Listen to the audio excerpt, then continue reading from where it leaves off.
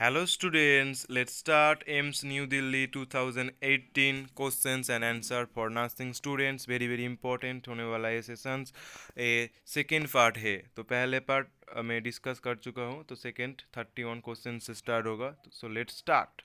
What symptoms occur in schizophrenia? Schizophrenia में कौन सी symptoms दिखाई जाता है? और सीजोफेनिया में बहुत सारे सिम्टम्स दिखाई जाते हैं। तो यहाँ पर ऑप्शन में डिल्यूशन था, तो डिल्यूशन आंसर में है। डिल्यूशन के सिवा हेलुसिनेशन होता है, डिल्यूशन होता है, एपाथी होता है, म्यूटिज्म होता है, थॉट ब्लॉक, ऐसे सिम्टम्स होता है। ठीक है, मेन डिल्यूशन एंड हेलुसिनेशन दोनों मेन सिम्टम्स आप लोगों को याद रखना चाहिए। तो नेक्स्ट देखो, Kegel exercise is used after delivery to strengthening of urinary muscles and rectal muscle. इसका मतलब क्या है? केगल एक्सरसाइज में क्या होता है, जब डिलीवरी के बाद हमारा जो प्रेगनेंसी मॉम है, प्रेगनेंसी मदर को यूरिनरी मसल्स जो होता है वो वहीं पे ढीले हो जाता है। ठीक है, लूज हो जाता है, तो उसको टाइट करने के लिए, स्ट्रेंथ करने के लिए केगल एक्सरसाइज करना पड़ता है, नहीं तो यूरिनरी इनकॉन्टिनेंस हो सकता है। ठीक है, इसलिए केगल एक्सरसाइज करना जरूरी है प्रेग्नेंट वुमेन के लिए आफ्टर डिलीवरी। नेक्स्ट क्वेश्चन देखो, which of the following food should be avoided when patient is on MAOI? MAOI मतलब mono amino oxidase inhibitor. Mono amino oxidase inhibitor एक एंटी डिप्रेसिव ड्रग्स का classification है। जब एक patient MAOI ले रहा है तब उसको टायरामिन नहीं लेने का, टायरामिन कॉन्टेनिंग फूड नहीं लेने का। इसके सिवा कोका, जो कोका कोला होता है, कोका कोला भी नहीं लेना। ठीक है, टायरामिन कॉन्टेनिंग फूड ऐसे नहीं लेने का, कॉफ़ी भी नहीं लेने का। ठीक है, तो नेक्स्ट क्वेश्चन देखो, Parkland formula for fluid calculation in burn patient. Suppose आपके वार्ड में कोई बार्न पेशेंट आया है, ठीक है, उसका पहले रूल ऑफ 9 से कितना परसेंटेज बार्न हुआ वो पहले आप देखोगे। उसके बाद जो फ्लूइड देना पड़ता है ना, फ्लूइड के लिए जो फार्मूला है parkland formula, very important. 4 ml into body surface area into weight. 4 ml के साथ बॉडी सरफेस एरिया जो बार्न हुआ है उसके उसको उसको गुण करके उसके साथ बॉडी वेट को मल्टीपल करना है। ठीक है, नेक्स्ट देखो, simple test for varicose vein. Varicose vein के लिए सिंपल टेस्ट कौन सा होता है? Trendelenburg test, very important. Next, complication associated with massive blood transfusion. Massive blood transfusion मतलब सपोज किसी को 10 यूनिट से ज़्यादा ब्लड ट्रांसफ्यूजन कर दिया, तो मैसिव ब्लड ट्रांसफ्यूजन हो गया। तो मैसिव ब्लड ट्रांसफ्यूजन में क्या होता है? हाइपर कैलीमिया होता है एंड हाइपोकैल्सीमिया होता है। हाइपर कैलीमिया क्यों होता है? हाइपर कैलीमिया जो सेल से, जो ब्लड सेल्स है उसके अंदर पोटेशियम रहता है, तो वो ज़्यादा हीमोलाइसिस होगा तो सेल्स के अंदर से पोटेशियम बाहर आ जाएगा, तो पोटेशियम बाहर आ जाएगा तो हाइपर कैलेमिया होगा। और हाइपोकैल्सीमिया क्यों होगा? ब्लड को स्टोरेज करने के लिए, प्रिजर्व करने के लिए ब्लड में वो जो होता है ना सीट्रेट यूज़ किया जाता है। तो सीट्रेट क्या करता है? कैल्शियम को बाहर ले जाता है बॉडी से, तो इसलिए हाइपोकैल्सीमिया होता है।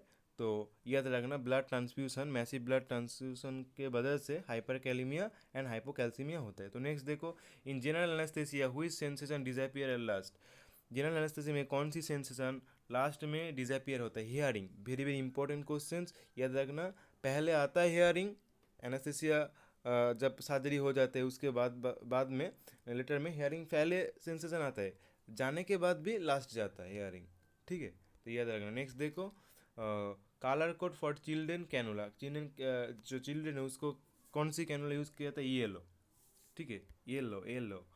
गैसियस एनास्थेटिक इज कीटामीन और आइसोफ्लूरेन। गैसियस एनास्थेटिक इनमें कौन सा है? आइसोफ्लूरेन एक गैसियस एनास्थेटिक है।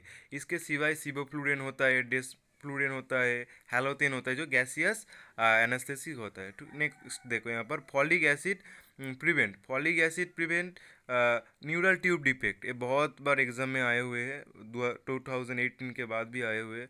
तो फॉलिक एसिड प्रिवेंट क्या करता है? न्यूरल ट्यूब डिफेक्ट प्रिवेंट करता है। नेक्स्ट देखो, cause of fluids loss in burn patient is increase capillary परमियलिटी।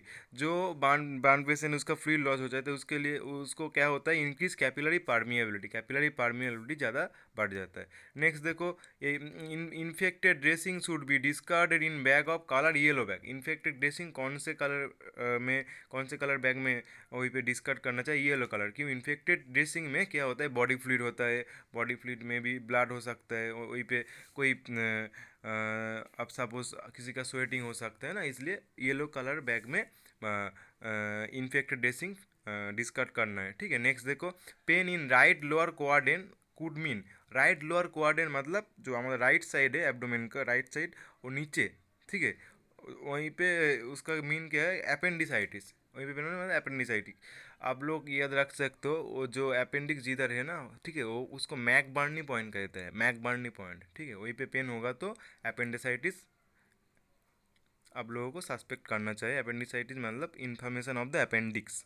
Next देखो, indirect Coombs test is use for, indirect Coombs test क्यों किया जाता है, आर एज इनकम्पेबिलिटी के लिए इनडिरेक्ट कॉम टेस्ट यूज किया जाता है। नेक्स्ट देखो, nasopharyngeal tube can not be use in basilar skull fracture, basilar skull fracture में नाजोफेरेंजियल ट्यूब काम में नहीं लेने का। To convert pressure unit from centimetre of H to mm of Hg multiple with 1.36 to convert pressure unit from centimetre of H2 to mm of Hg, मतलब centimetre of H2 से mm of Hg में convert करने के लिए आपको 1.36 के से गुना देना पड़ता है, ठीक है, मल्टीपल करना पड़ता है। तो which of the following is not जज in mental status exam, intelligence, general appearance, intelligence और प्रीजुडिस, सो यहाँ पर आंसर होगा prejudice. An infection is categorise as hospital acquired infection after 48 hours of hospital admission. Hospital acquired infections आप लोग याद रख सकते हो, hospital acquired infection after 48 hours of hospital administration के, ठीक है, हॉस्पिटल के एडमिशन के 48 आवर्स बाद जो हॉस्पिटल एक्वायर्ड इन्फेक्शन जो इन्फेक्शन होता है हॉस्पिटल से, जो इन्फेक्शन बॉडी में आता है, सपोज उसका कोई इन्फेक्शन नहीं था लेकिन हॉस्पिटल में एडमिट होने के 48 आवर्स बाद उसका इन्फेक्शन हो गया, उसको नोजोकैमियल इन्फेक्शन भी बोलते हैं। हॉस्पिटल एक्वायर्ड इन्फेक्शन का और एक नाम नोजोकैमियल इन्फेक्शन, याद रखना, very very important. Next, lactation act as a natural contraceptive for 90 days. Suppose किसी प्रेगनेंसी, सपोज किसी वुमेन को डिलीवरी हो गया, उसके बाद 90 डेज तक अब सपोज ब्रेस्ट मिल्क हो रहा है तो उसको नेचुरल कॉन्ट्रासेप्टिव मान लेना चाहिए। तो वहीं पे ठीक है। Ascites occur due to, ascites क्यों होता है, एसाइटिस हाइपो एल्बुमिनिया के कारण हो सकता है, क्योंकि हाइपो एल्बुमिनिया में क्या होता है, एल्बुमिन का जो लेवल है उसका घट जाता है, जाके एसाइटिस होता है, लीवर में पानी जम जाता है लीवर के आसपास में, ठीक है, accumulation of the fluid in the peritoneal cavity में जो फ्लूइड जम जाता है उसके एसाइटिस कहते हैं। आप लोग देखे होंगे कैनुला से रिमूव करता है जो एसाइटिस पेशेंट होते हैं। तो नेक्स्ट देखो, which drug is given to prevent bradycardia during surgery, surgery के दौरान बैडिकार्डिया प्रिवेंट करने के लिए कौन सी ड्रग यूज करते हैं, एट्रोपिन। एट्रोपिन एक एंटीकोलिनर्जिक ड्रग है जो सर्जरी के दौरान यूज़ किया जाता है, ठीक है, तो हार्ट रेट बढ़ाने के लिए, इंक्रीज करने के लिए। नॉर्मल कलर ऑफ कोलोस्टोमिस्टोमा, कोलोस्टोमिस्टोमा का नॉर्मल कलर पिंक है, पिंक। तो नेक्स्ट क्वेश्चन देखो, name current director of AIIMS, ये लोग आप लोगों के लिए होम टैक्स दे रहा हूँ मैं, अब लोग बताओ name of current director of AIIMS, AIIMS का करंट डायरेक्टर कौन से 2024 का।